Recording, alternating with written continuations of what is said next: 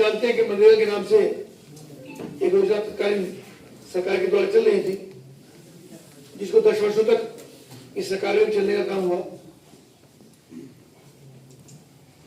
उसी को संशोधित करके, बदला नहीं गया है, संशोधित किया गया, यानी उसमें ऐड किया गया, घटाया नहीं गया है। सबसे महत्वपूर्ण बात यह, उसमें कुछ भी कम नहीं हुआ, उसमें एडिशन किया गया। लेकिन चूंकि पॉलिटिकल चीजें रहती हैं, तो विपक्ष ने संसद के अंदर उसमें शोर मचाने का काम किया, कि साहब उसको खत्म कर दिया गया, तो गुमराह करने का काम किया। तो उसी में मुझे आप सबके साथ रहना पड़ा।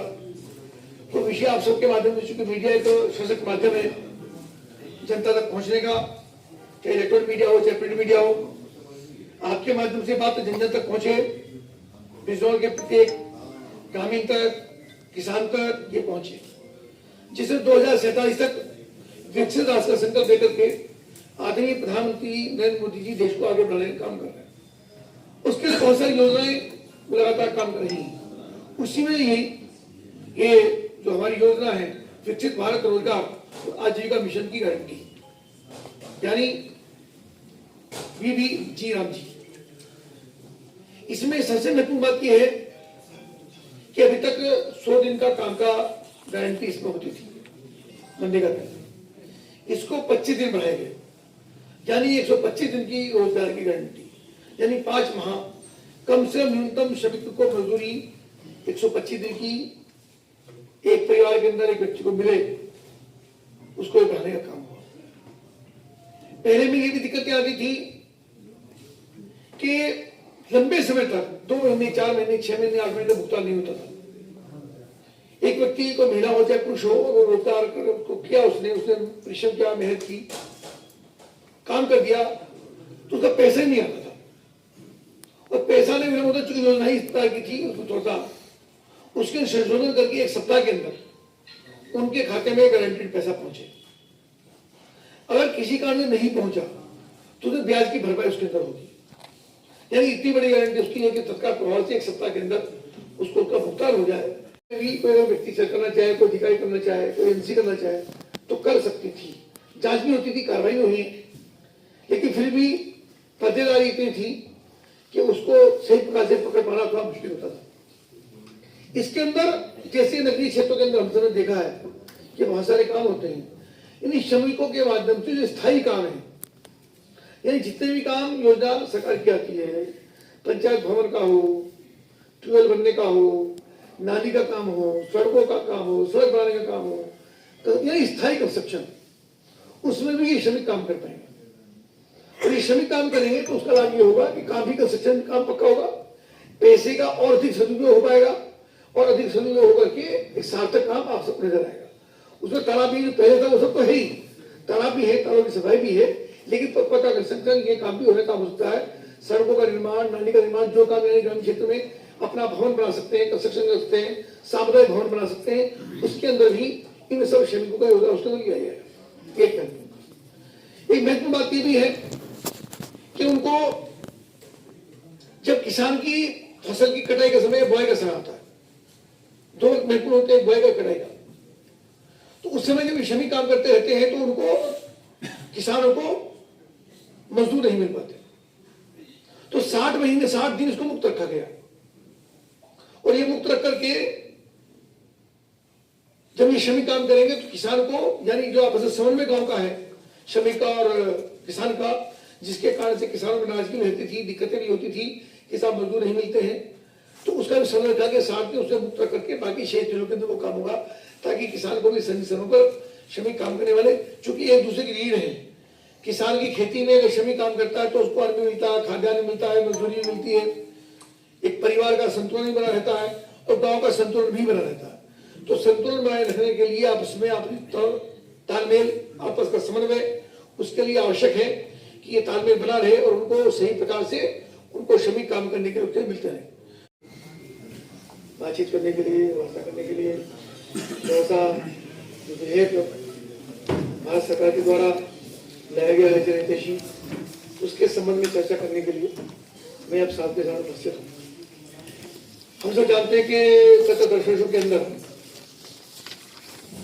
आदरणीय प्रधानमंत्री नरेंद्र मोदी जी के द्वारा भारत सरकार के द्वारा अनेक जनहितैषी योजनाएं, कल्याणकारी योजनाएं, सुशासन सेवा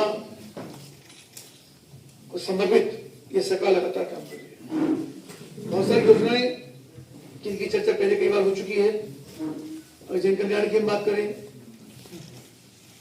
तो महिलाओं के लिए बहुत सारी कल्याणकारी योजनाएं, किसानों के लिए उनकी उपज का दोगुना मूल्य मिले, उत्पादन का सही मूल्य मिले, बिक्री का उनको ठीक प्रकार से बाजार मिले, महिलाएं, मजदूर, श्रमिक, उनके लिए बहुत सारे कानून, उनकी चर्चा अलग अलग प्रकार से कई बार होती रही है। देश को वैश्विक स्तर पर ग्लोबल लीडर के रूप में स्थापित करने के लिए सरकार लगातार काम कर रही है। क्या मामला?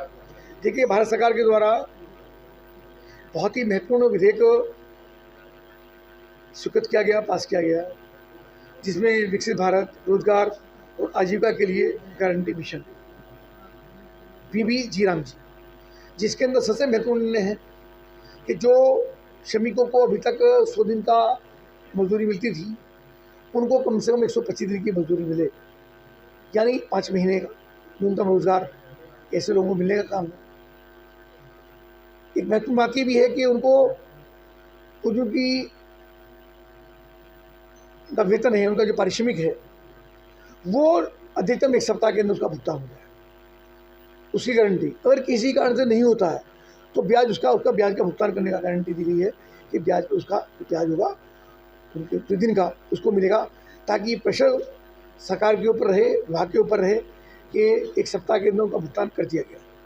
और एक बहुत महत्वपूर्ण निर्णय इसके अंदर ये हुआ कि अभी तक तालाबों पर काम होता था, मिट्टी भरने का काम होता था, गड्ढे खोदने का काम होता था, लेकिन इसके अंदर इंफ्रास्ट्रक्चर जो बनेगा वो पूरा बनेगा, पक्का बनेगा, पक्के इंफ्रास्ट्रक्चर के लिए, जिनमें गांव में सड़कें हैं, नालियां हैं, सामुदायिक केंद्र है, जो हमारी आंगनवाड़ी भवन है, इस प्रकार का है। तो जो भी गांव के अंदर पक्के इंफ्रास्ट्रक्चर होते हैं, उनमें भी ये लोग काम कर पाएंगे। ऐसा काम करने से गाँव के अंदर उस पैसे का सही सदुपयोग हो पाएगा, सही इंफ्रास्ट्रक्चर बन पाएगा, और इसके बनने से वो चीज़ गाँव के अंदर होती हुई दिखाई देंगी, जो अभी तक मनरेगा के माध्यम से दिखाई नहीं देती। एक महत्व। इसके साथ साथ और महत्वपूर्ण विषय ये है कि जब बुआई का और कटाई का, जब किसान का काम होता तो उस समय श्रमिक नहीं मिलते थे।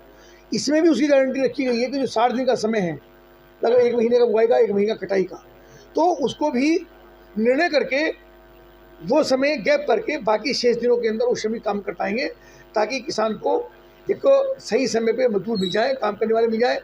यानी विकसित भारत के लिए, विकसित भारत 2047, उसके लिए हमारे गाँव विकसित हों, आत्मनिर्भर हों। गाँव होंगे तो जनपद बिजनौर आत्मनिर्भर होगा, बिजनौर होगा तो पूरा प्रदेश होगा, और प्रदेश होगा तो देश को आत्मनिर्भर करने का अवसर मिलेगा। यानी आत्मनिर्भर भारत के लिए आत्मनिर्भर गाँव, आत्मनिर्भर हमारी ग्रामीण संस्कृति, ये सब चीज़ें हमारे से एक साथ एकत्र हों, इनके लिए हम लगातार काम कर रहे हैं। जल संरक्षण के लिए तालाब खोल सकते हैं, चेक डैम बना सकते हैं, उनके अलावा संपूर्ण जो जितनी इनका इंफ्रास्ट्रक्चर, वर्किंग शेड बना सकते हैं। और एक महत्वपूर्ण बात ये भी है कि इसका जियो टैगिंग होगा। यानी अभी तक ये शिकायतें आती थी, मजदूर ने 2 घंटे काम किया, 4 घंटे काम किया, काम करके चले गए, तो ये शिकायतें अब नहीं आएंगी।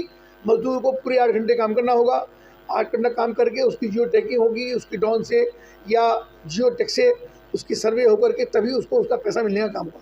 यानी इसके अंदर बहुत ईमानदारी के साथ इस योजना को बढ़ाने का काम हुआ है, ताकि ग्रामीण लोगों को, श्रमिकों को उसका अधिक से लाभ मिले।